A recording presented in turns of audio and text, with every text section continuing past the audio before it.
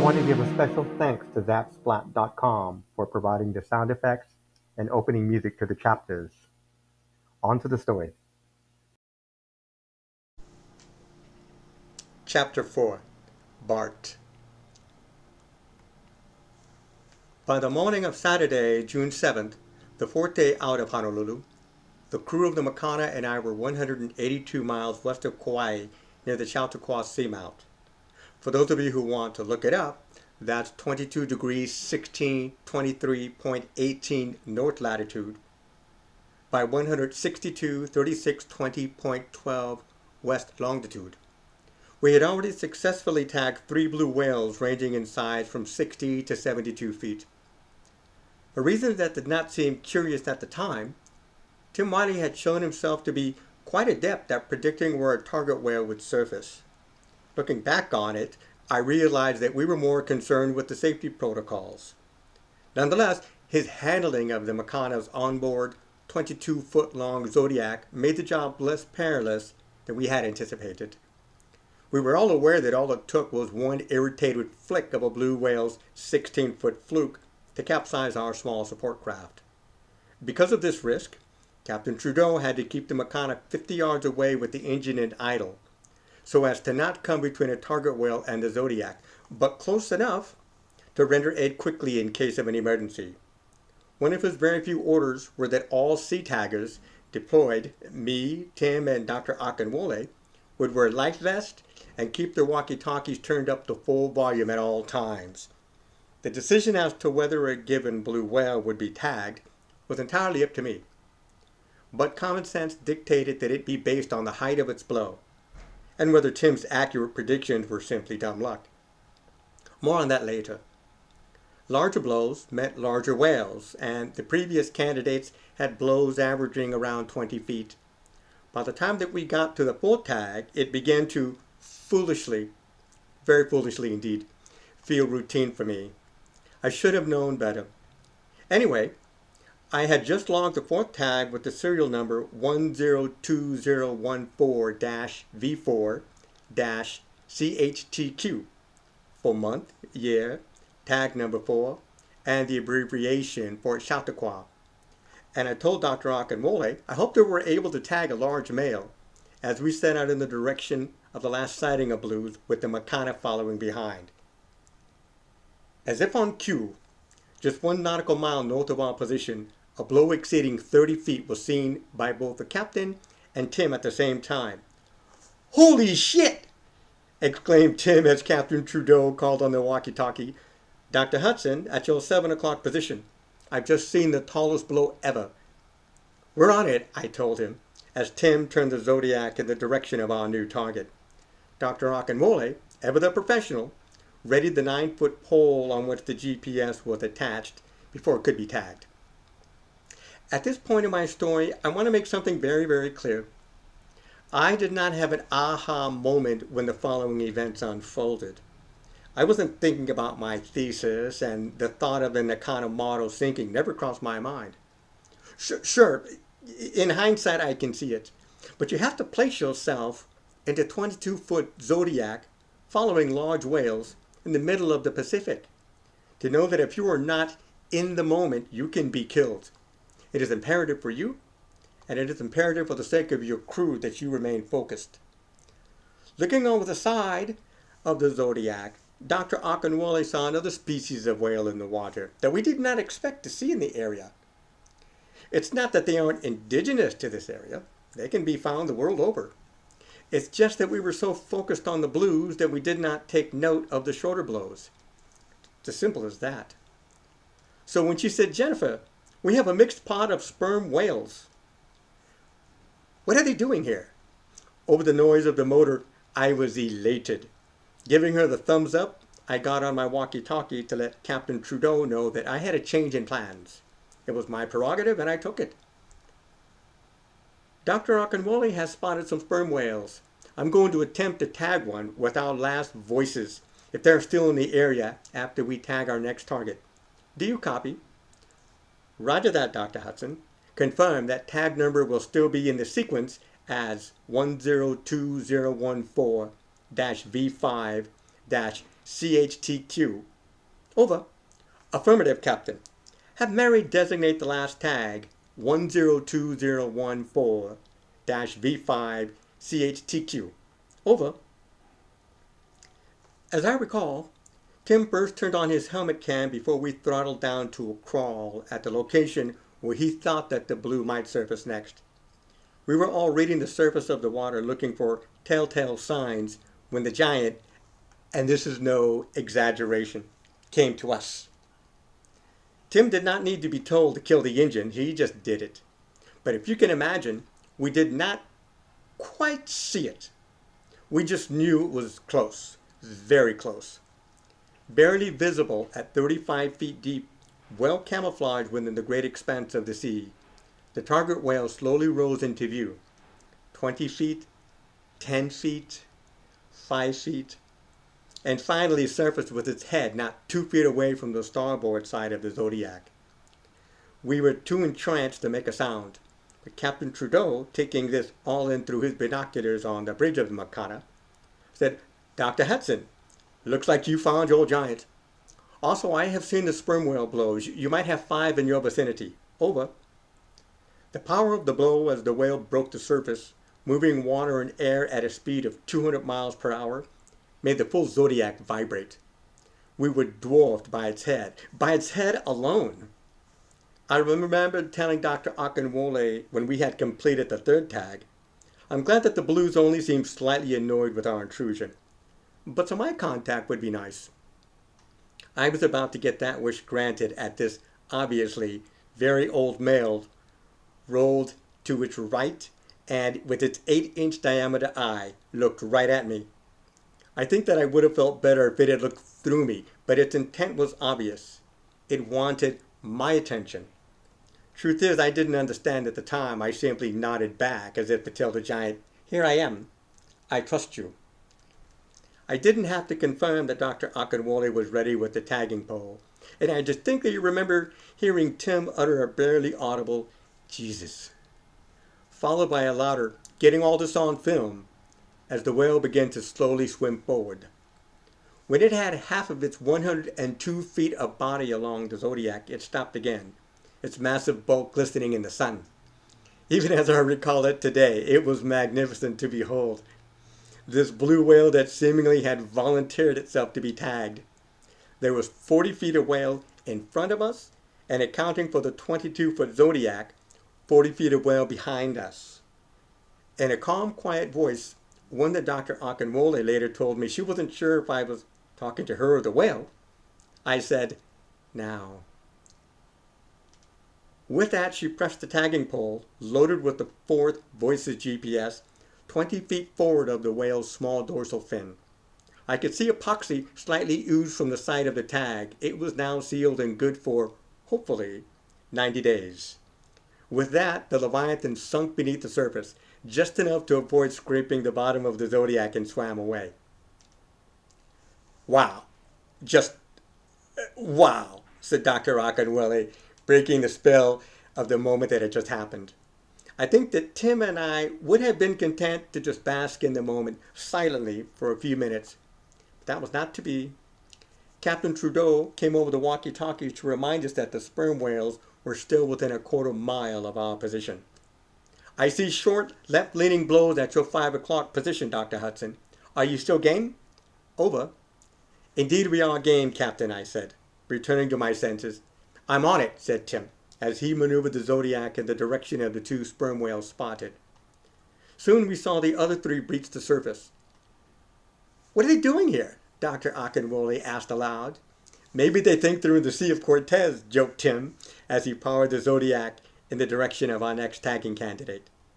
I need to reiterate, none of us, not even Dr. Bayous back at the lab, could have known that we were in the presence of a veritable wolf pack. We would not know that until later. We all knew that tagging a sperm whale was fraught with much greater risk than tagging a blue whale.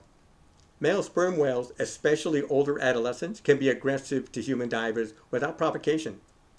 Possessing the largest brain in the animal kingdom, and at 65 feet in length, they have killed more humans than orcas. And unlike killer whales, Capturing one for captivity is just out of the question.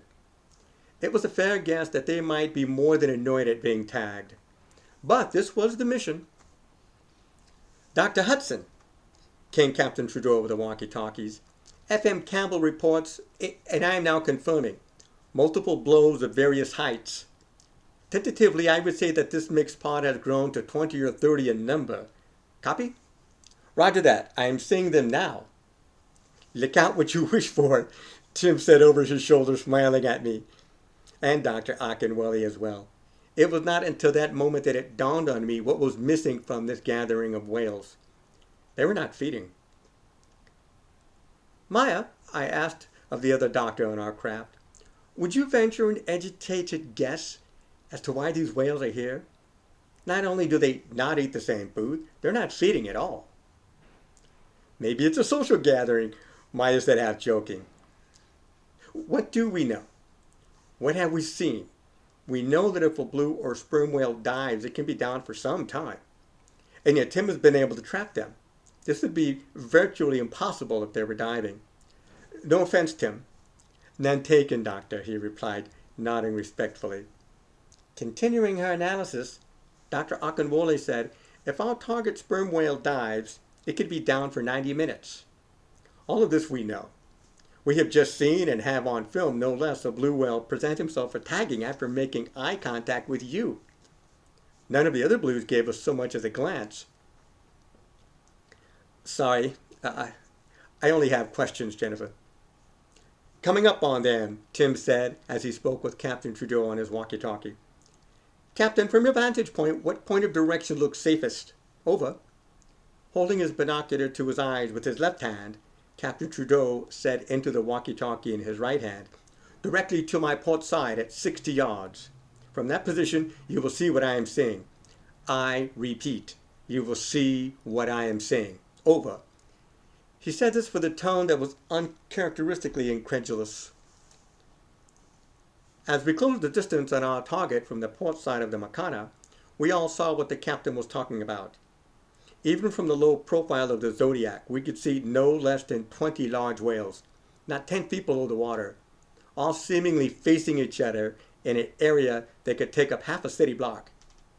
Every few seconds, in no particular pattern, a few blues and one or two sperm whales would surface for air. There were occasional sightings of others from outside the perimeter of this gathering, but none in the center. I saw a larger sperm whale from outside that perimeter.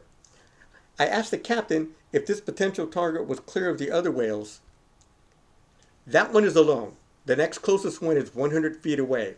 This is highly unusual, Doctor. Tim, creep up carefully, he responded, knowing full well that you can't creep up on a whale that has sonar capabilities. Tim gingerly maneuvered the Zodiac to within 10 feet of the sperm whale. That would be the first of its species to get a voice's GPS. Just then the whale raised its fluke. Shit, he's going to dive, Tim exclaimed. Normally he would have been correct. Instead, the whale slapped the surface of the water with its 16-foot fluke with such force that me and Maya instinctively covered our ears. The wake it produced rocked the Zodiac such that everyone had to grab hold of something to avoid being tossed overboard. This was followed by the whale turning into the Zodiac and spy hopping to look directly at us. It was not the same look of trust that we had just received from the blue whale. Nope, nowhere near it. Now we had a 60-foot toothed whale communicating in no uncertain terms, back off. Prudently, Tim put the Zodiac into reverse throttle to back up 10 yards and stop. The whale dipped beneath the surface briefly, but soon resurfaced to resume its glare at us. In an act of courage that I had never seen in Tim Wiley before, he held his position. I was about to make the executive decision to find a more cooperative target when Captain Trudeau's voice came over the walkie-talkie. Dr. Hudson, your last target is coming up behind you. Damn, that bastard is huge. I then heard First Mate Campbell talking to the captain. Captain, 2 other target whales have now surfaced behind us. Dr. Hudson, did you catch that? Over. Roger that, Captain. How far away are the blues? Over. The big blue is 20 yards behind you, just below the surface. and the other two are about 30 yards off my stern on the surface. They're obviously tagged with voices. Why are they all here? Over. We've been asking ourselves that same question, Captain. Looking back on it, I should have been more concerned with the totality of the situation, but I was truly only focused on the sperm whale. I must have been milliseconds from deciding to abort this target when the sperm whale suddenly changed its demeanor. It seemed to calm down by the presence of the larger blue whale. Tim, looking over his shoulder at the larger blue whale and then to his port side at the sperm whale, said nervously, "Ever wonder if you've gotten in over your heads, ladies?" At this point, the sperm whale took one last look at us and gently swam up against the port side of the Zodiac, facing the blue whale behind us. When the final third of its body was on the surface and parallel with our craft, Dr. Okunwole was ready. "Gently, gently," I calmly instructed her, as I did not want to risk another tail slap. Ever the professional, she placed the voices perfectly to the left of its nubby dorsal fin. Much to our collective relief, there was no discernible reaction from the whale at this. It just simply swam away. In fact, the biggest reaction came from Tim Whitey. I know that I told you that I liked his laid-back attitude. This was not a demonstration of that. "Sweet mother of God, did you see that? Did you fucking see that? Shit! Shit!" No doubt he forgot the helmet cam was still rolling. Over my walkie-talkie, the captain proclaimed, "Bravo, Dr. Hudson. Bravo, Dr. Okunwole." "Well," Maya responded, "that will probably never happen again in our lifetimes." "Is there something you wish to tell us, Ch.4? In that moment, I understood the gravity of the knowledge that lay ahead. Reluctantly, I told her, "Not at this time." However, and this I had to say into the walkie-talkie for the full crew to hear, "I remind you all that the NDAs you signed not only bar you from talking about the device, but they also bar you from talking about what you have seen on this mission. Please accept my apologies for having to be the designated asshole on the matter. I'm really sorry." It took us about 30 minutes to return to the Makana and store the Zodiac after that epic adventure. Little did we know that there would be more. Much more to come. Before we even had time to grab a snack from the galley, Tim and I quickly went to the communications bay to my waiting laptop. Dr. Byer's instructions were clear. Do not remotely switch on the voices until all 5 tags have been deployed. Then remotely turn them all on so that they can sync up with the Argos satellite. While Tim confirmed the tags, by good old-fashioned pen in my research journal, I typed in the serial numbers into the voices program, bringing Dr. Byer's creation to life. "Do we have a signal on 102014-V1-CHTQ? He asked. "Confirmed. 6 nautical miles west of our position." "Do we have a signal on the tag 102014-V2-CHTQ? "Confirmed. 3.5 nautical miles northwest of our position." "Do you have a signal for tag 102014-V3-CHTQ? "Confirmed. 1.7 nautical miles southwest of our position," I said, receiving a cup of coffee from Captain Trudeau as the rest of the crew ambled into the communications bay. Dr. Okunwole, much to our relief, brought us some turkey sandwiches to refuel. Continuing with the logging, Tim asked, "Do we have a signal on the tag numbered 102014-V4-CHTQ? "Affirmative. We should nickname this one. How about Bart? Or 3B, Big Blue Bart? I like that.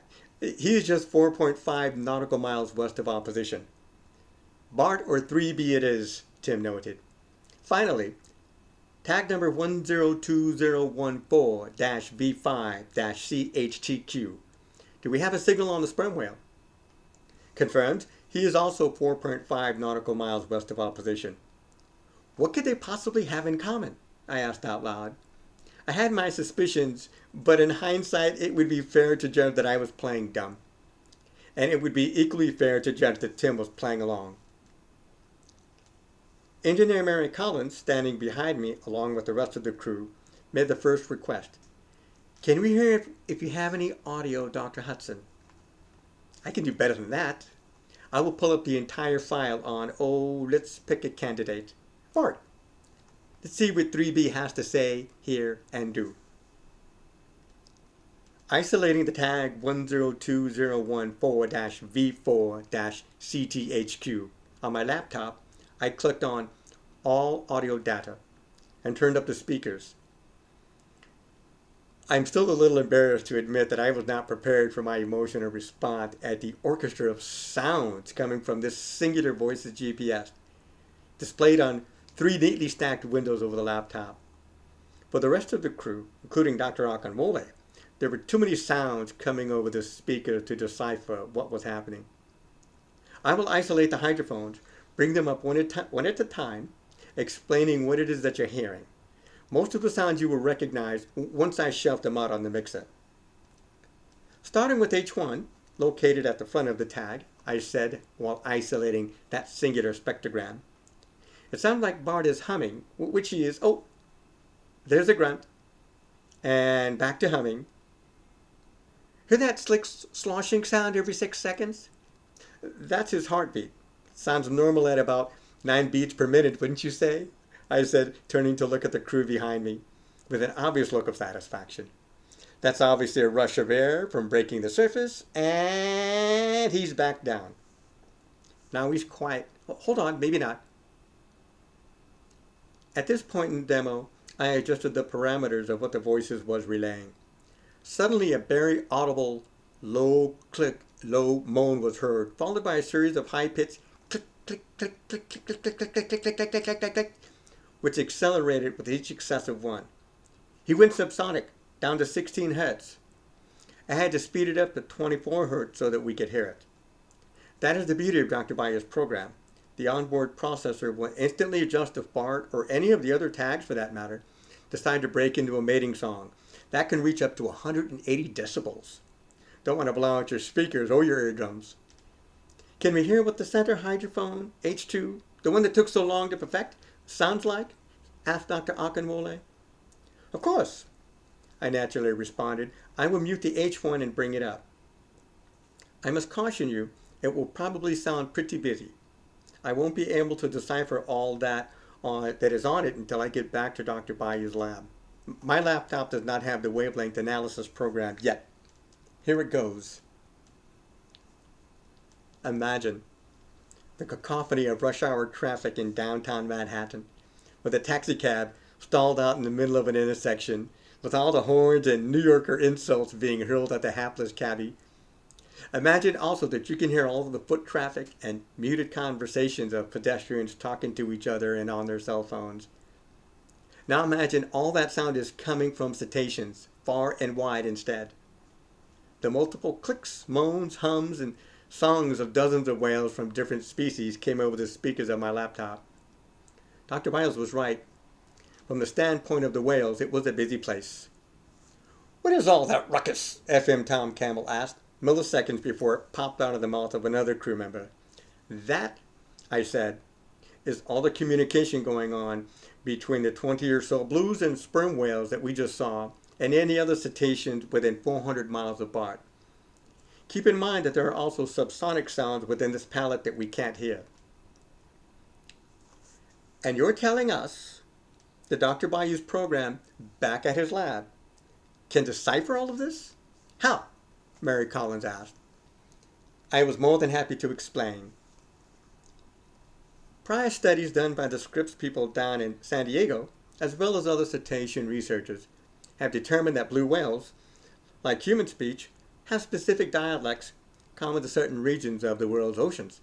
Specifically, there are 9 different dialects, so far based on the songs of the blue whales.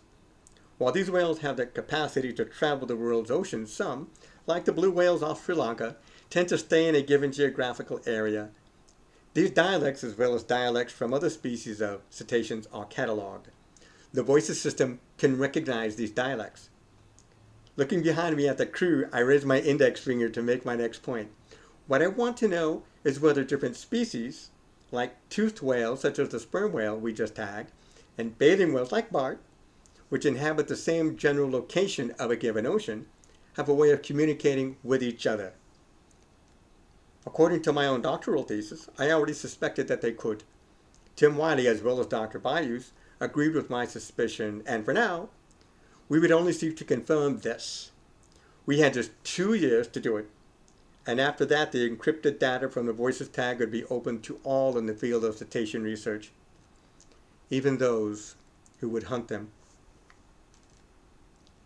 That concludes Chapter 4. Come on back for Chapter 5, and if you like, please like and subscribe. Have a good day.